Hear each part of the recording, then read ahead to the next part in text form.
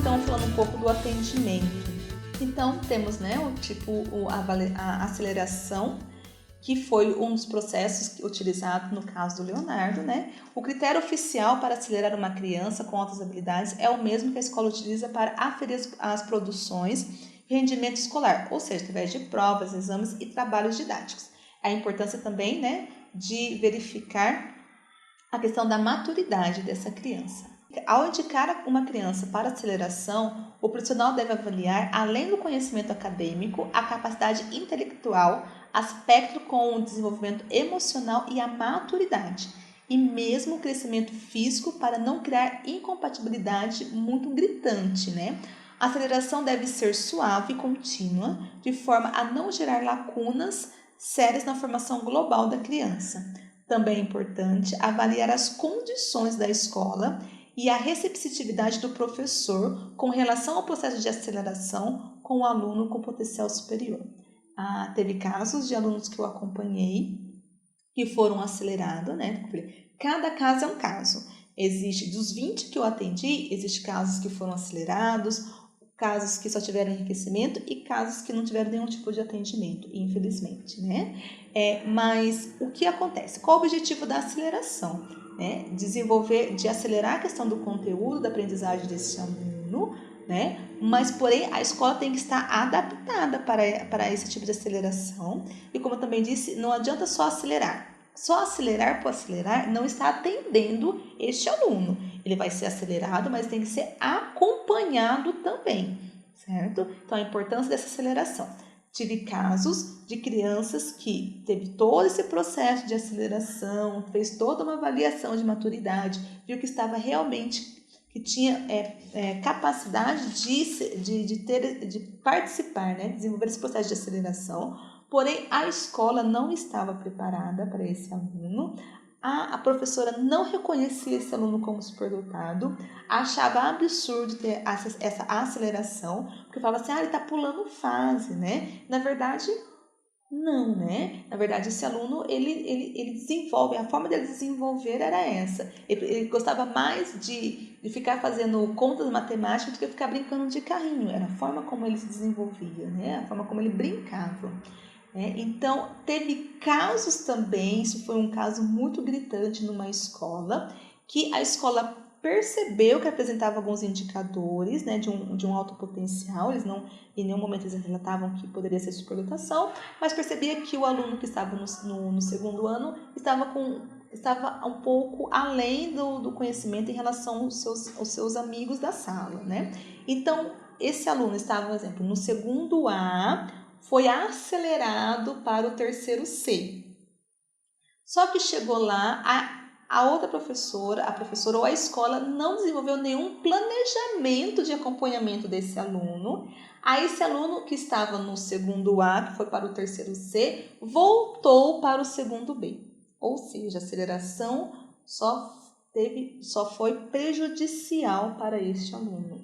Então, todo o processo de aceleração tem que ser muito bem planejado com uma equipe, né? Então, a escola tem todo um planejamento para identificar as necessidades pontuais dessa aceleração para essa criança. É importante a aceleração? Sim, é importante, desde que aconteça de forma correta. Temos também um enriquecimento, né? Então, para alguns especialistas, né, ele indica completar em menor tempo o conteúdo proposto, permitindo assim a inclusão de novas unidades de estudo. Para outros, implica em investigar mais ampla a respeito dos tópicos que estão sendo ensinados, utilizando o aluno com maior número de fontes de informações para dominar o conhecimento, uma determinada matéria, né? Para outros, o enriquecimento consiste em solicitar ao aluno o desenvolvimento de projetos originais e determinadas áreas de conhecimento, e ele pode ser levado a efeito tanto da própria sala de aula, como através de atividades extracurriculares, né? Então, tem o enriquecimento na sala de aula, que a professora, junto planejando com a professora do AEE, né, em sala, consegue desenvolver estratégias, todo um planejamento para esse aluno em sala de aula, né? Como também atividades extracurriculares através de projetos desenvolvidos de acordo com a área de interesse deste aluno. Então, a importância de acontecer sim um enriquecimento, né? Renzulli, ele aponta, né, ele trabalha muito nessa questão do enriquecimento, né? Então tem tipo 1, tipo 2, tipo 3, né? Então vai desde da investigação, de desenvolver um planejamento do que vai ser investigado, até o produto final, que é a apresentação através da construção de um produto relacionado ao tema escolhido de pesquisa, de investigação destes alunos. Entendendo que o Renzulli ele começa falando que o enriquecimento ele pode acontecer inicialmente para todos os alunos da sala e aos poucos os alunos que apresentar maior interesse naquele assunto escolhido são os que vão realmente ir até para as próximas fases, né, e terminar com o enriquecimento, que é a parte da produção, né, de produzir algo. Vamos falar um pouco então, né, como eu já comentei, a questão do teste de QI e da criatividade, né? O teste de QI, não estou aqui dizendo que sou contra o teste de QI. O que eu estou dizendo, né, deixar isso bem claro, né, porque a importância de uma avaliação psicológica, né, para fazer essa identificação. No entanto, muitas vezes eu conheço casos que o aluno foi identificado apenas com o teste de QI. Né? Então, não teve nenhum teste, nenhuma avaliação pedagógica, psicopedagógica, né? Apenas foi o teste de QI para identificar. Não, ele tem um QI superior, ele é superdotado. Ele não tem um QI na média, ele é superdotado. Então, isso que eu estou querendo dizer, não sou contra o teste de QI. Eu sou contra identificar o superdotado apenas pelo teste de QI. Entendendo essa importância da identificação, do reconhecimento e principalmente do atendimento a esse aluno com altas habilidades, que eu trago para vocês a nota técnica número 4 de 2014 do MEC, CKD e o DPE. Então, o assunto fala sobre a orientação quanto à documentação comprobatória de alunos com deficiência, transtornos globais de desenvolvimento, altas habilidades de superdatação do censo escolar. Nessa nota técnica, diz que para realizar o AEE, cabe, isso eu coloco destacando, ao professor que atua nessa área, no entanto, professor de educação especial, elaborar um plano de atendimento educacional especializado, né, o plano do AEE. Não se pode considerar imprescindível a apresentação do laudo médico. Né? Então, fala assim, eu não posso atender esse aluno que apresenta indicador de altas habilidades porque ele não tem um laudo. Então, essa nota vem para esclarecer isso. Não só o aluno superdotado, mas o aluno público-alvo da educação especial.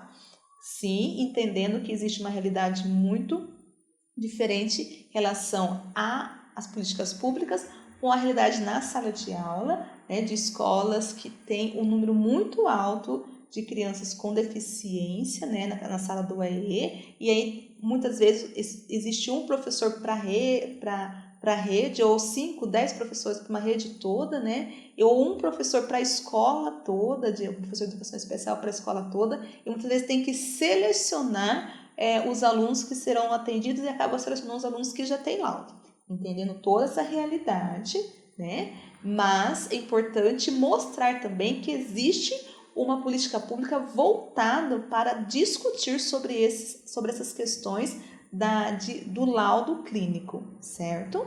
Então, o laudo médico não se pode considerar imprescindível a apresentação do laudo médico por parte do aluno com deficiência, transtornos globais ou altas habilidades de superdatação, uma vez que o AEE caracteriza-se por um atendimento pedagógico e não clínico.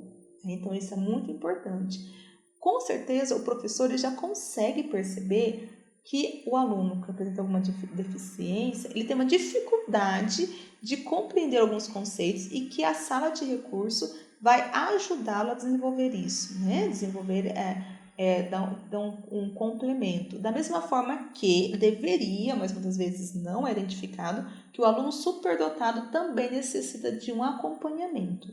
O professor do AEE poderá articular-se com o profissional da área de saúde, tornando-se o laudo médico, nesse caso, documento anexo ao plano do AEE, Por isso, não se trata de um documento obrigatório, mas complementar quanto a escola julgar necessário. O importante é que o direito das pessoas com deficiência com altas habilidades é direito à educação e não pode ser cerçado pela exigência de um laudo médico, né? No meu consultório, no espaço psicopedagógico, entendendo toda essa necessidade até de situar o pai ou a escola, quais são as áreas de interesse dessa criança que apresenta indicador de altas habilidades, eu deixo bem claro para o pai: olha, se você quer fazer uma avaliação, né, psicopedagógica, eu não vou dar, não é um laudo médico, não é um laudo clínico, né? Eu vou observar quais são as áreas na parte pedagógica que o seu filho apresenta maior potencialidade para direcionar um plano de atendimento. É isso. Então, é um parecer, então, máximo no meu caso, né?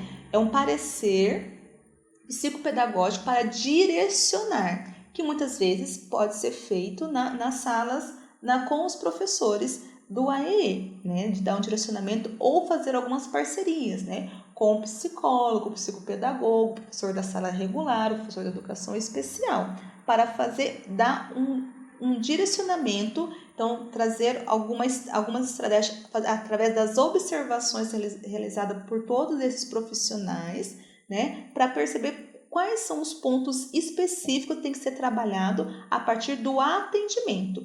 Então, tanto a aceleração como o enriquecimento só vai acontecer a partir de um plano de desenvolvimento de estratégia, de planejamento de como esse aluno aprende. E aí eu trago para vocês um modelo de um parecer pedagógico de altas habilidades de superdotação, né, desenvolvido por Pérez e Freitas, onde aqui o professor de educação especial tem todo um embasamento, né, claro, a partir de um conhecimento teórico sobre a temática das altas habilidades, ele está capacitado para desenvolver um plano de ação, né, a partir de um parecer pedagógico. Então, os dados, então, o início aqui são os dados da identificação do sujeito, né? Então, o nome do estudante, idade, escola, a turma, o professor da sala, né? A data dos atendimentos e o período, de quanto a quanto ele foi atendido para fazer essas observações. Os instrumentos de identificação utilizados. Lembra quando no início da minha apresentação eu disse a importância de saber as características de cada teórico, né, os embasamentos de cada teórico, até para direcionar quais são os instrumentos a serem realizados. Então, aqui, nesse segundo, vamos colocar quais foram os instrumentos utilizados, né? Então, aqui tem alguns modelos de instrumento desenvolvido por Pérez e Freitas, mas existe outros tipos de instrumentos se o profissional tiver uma facilidade e uma que consegue desenvolver essa lista de observação, facilite a sua análise, consegue analisar essa lista de observação, ele poderá usar outros tipos, né? No caso, no meu doutorado, eu desenvolvi algumas listas de observação também voltada à questão das inteligências múltiplas, da precocidade, que eu coloco aqui também, certo? Então, aí tem o histórico depois, né? O histórico de como esse aluno chegou até esse atendimento para fazer essa observação e, por fim, o parecer. Então, conforme a definição, né, de Renzulli, principalmente que são que é o teórico mais utilizado tanto na questão das políticas públicas, né? O estudante apresenta ou não, né, indicadores de altas habilidades de superdotação, visto que demonstra ou não elevado nível de habilidades acima da média, comprometimento com a tarefa e criatividade nas áreas de. Então, aí o profissional, a partir da identificação, vai falar quais são as áreas. E aí vai assinar o responsável da sala do AE, que fez toda essa observação, e a direção, a supervisão da escola. Então, esse foi elaborado pela professora doutora Suzana Pérez, com a colaboração de professores de rede municipal, né? Então, aqui existe um roteiro explicando detalhadamente, passo a passo, para a elaboração desse parecer. Então, como eu disse no início, preenchimento dos dados pessoais, né? O histórico, né? Como chegou no AE? Por encaminhamento da escola, a partir da observação do professor, observação da família, indicação de outros professores que trabalham com esse estudante, quem observou, né, que esse aluno apresentava indicadores de altas habilidades. As questões escolares, né, ele já foi aprovado, ele foi reprovado, quais foram os acontecimentos relevantes, né? Então, no caso do Leonardo, então, fiz todo aquele relatório, aquele histórico que eu apresentei no caso do Leonardo, entraria aqui, né? Porque eu estou relatando como que o Leonardo apresentou, quais foram os pontos que o Leonardo apresentava como indicadores de altas habilidades, né? Atividades extracurriculares na escola ou fora da escola, o que esse aluno faz, né? Na escola ou fora da escola para desenvolver essa potencialidade. Questões familiares, né? Estrutura de como funciona a questão da família. Questão de saúde, se ele toma algum medicamento, internação, doença crônica, alguma coisa. Então, próximo é como o estudante se vê. Naquela listas de observação, lembra que também havia uma lista em que o aluno ele também respondia quais eram as suas potencialidades. Então, era questão de umas 20 características, e então ele assinalava quais as características que ele percebia que ele apresentava, certo? Então, pode aqui, se o aluno ele preencheu esse questionário, o professor de educação especial vai preencher aqui, né? O aluno se vê, preferência de relacionamento, habilidade acima da média, quais são as áreas de interesse dele, se ele apresenta liderança, né? A síntese do questionário do estudante, os dados obtidos através do contato direto com esse estudante. Aqui eu faço essa observação através das oficinas, né? Então, em alguns momentos, a criança, ela acaba relatando como ela se enxerga em determinadas áreas. E é muito interessante porque, exemplo, o aluno que apresenta uma capacidade acima da média em matemática, ele vai fazer também a oficina de artes, também a oficina de teatro, não só de matemática. Até para ele perceber que ele pode desenvolver umas outras potencialidades, né, que talvez ele não conhecia inicialmente.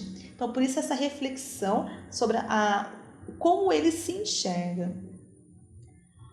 O que o responsável relata, então, relatar também todo o desenvolvimento, o que o pai percebe, que os pais, os responsáveis, percebem nesse sujeito, né? Então, uma síntese do questionário do responsável também, né, que ele está preenchendo. No caso, ele coloca os pais, quando eu vou acompanhar alguma criança, eu coloco também o da precocidade aqui, o questionário de precocidade que eu desenvolvi, né? Dados obtidos através do contato direto com o responsável. Então, tudo isso o professor de educação especial vai relatar. O que o professor relata, né? Tanto aqui o professor da sala regular, na sala de aula, como é que é o desenvolvimento desse aluno na sala de aula, né? Então, o professor também preenche um questionário, lembra que ele preenche 2 questionários. O primeiro questionário geral, né, para fazer uma verificação, uma síntese, um mapeamento de quais são os alunos na sala que apresentam determinadas características, e se o aluno que estamos observando também aparece 50% ou mais 50%, né? E depois esse professor já vai fazer uma nova avaliação, uma nova observação em relação a esse aluno. Então, vai também colocar a síntese desse resultado, o que o professor observou, né? Os dados obtidos através do contato direto com o professor, como ele percebe esse aluno em sala de aula. A mesma coisa é feito com o professor do AE, né? Os aspectos observados nos atendimentos, o apontamento específico das questões pedagógicas, destacando áreas em potencial a ser desenvolvido, necessidade de elaborar uma flexibilização, A conexão entre os questionários e os portfólios, que é importante também.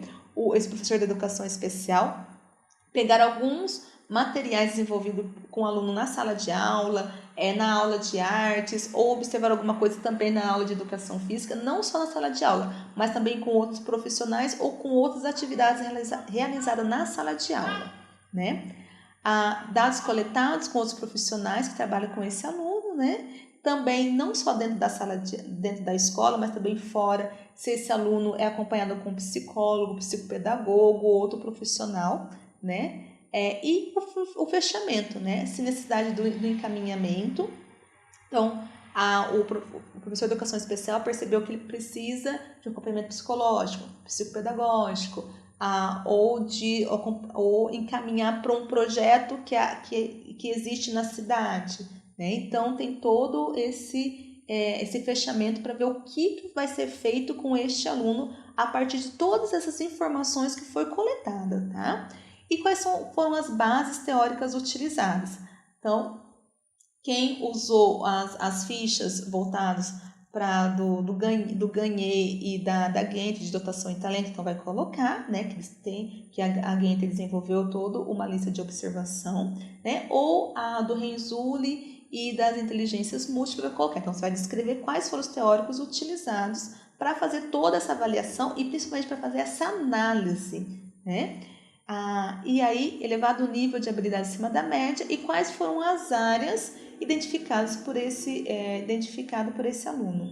E, por final, fazer a data e assinar. Então, isso facilita o professor da educação especial fazer um planejamento. Então, ele sabe que esse aluno ele apresenta uma capacidade acima da média, por exemplo, em ciências e matemática, e ele apresenta uma dificuldade em português. Então, ele vai estimular cada vez mais essa potencialidade nas áreas de interesse, mas também desenvolver o interesse nessas áreas que ele apresenta dificuldade.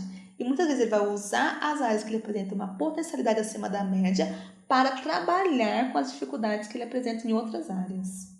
Então, eu termino essa apresentação a partir de um relato da mãe do Leonardo, né, que percebeu a importância dessa identificação, né, a importância de procurar não só para ele, não só para o seu filho, né, mas para todas as crianças que também, como Leonardo, ainda hoje é invisível. Ainda bem que teve pessoas interessadas pelo caso do Leonardo e que hoje ele está sendo desenvolvido, ele está numa escola que tem todo um desenvolvimento de enriquecimento, toda uma proposta de enriquecimento. Então, hoje ele está ele está adaptado, né? Ele está sendo atendido às suas necessidades, né? Porém, é uma luta constante. A mãe do Leonardo hoje é muito interessante que na época ela nem era da área da educação, ela era da área da nutrição e hoje ela está fazendo a graduação em educação especial para dar uma assistência melhor ao seu filho, mas também para lutar pelo direito de outras crianças que, como seu filho, buscam o seu desenvolvimento e a sua potencialidade, né? Então, eu termino com o relato da mãe do Leonardo. Eu, como mãe, sei a importância de todo esse processo teve na vida escolar do meu filho. Ele nunca foi forçado a nada e hoje, pela sua capacidade, ele está adequado às suas necessidades e está feliz com isso, o que é mais importante. Talvez, se não tivesse sido assim, ele perderia totalmente o interesse pela escola na educação infantil, permitindo que o afastasse da escola até que ele tivesse idade suficiente para cursar o ensino fundamental. Essa inclusão é muito importante, adequar a escola às necessidades de cada aluno. Eu desejo que outras crianças, assim como ele, também consigam ser vistos e ajudadas. Que seja valorizado a sua diferença e que essas sirvam para o enriquecimento nas suas vidas. Então, assim, de ver que essa mãe, né, entende essa importância do reconhecimento, né, do seu filho e na luta diária que exige esse reconhecimento nas escolas, é saber assim que estou no caminho certo, né, que estou tentando ajudar essas crianças a serem identificadas, a serem reconhecidas, a serem vistas pela sociedade, né? E valorizar o seu potencial. Termino então com o meu contato. Caso tenha alguma dúvida, né? O meu e-mail, o meu contato, estou à disposição de vocês. Muito obrigada.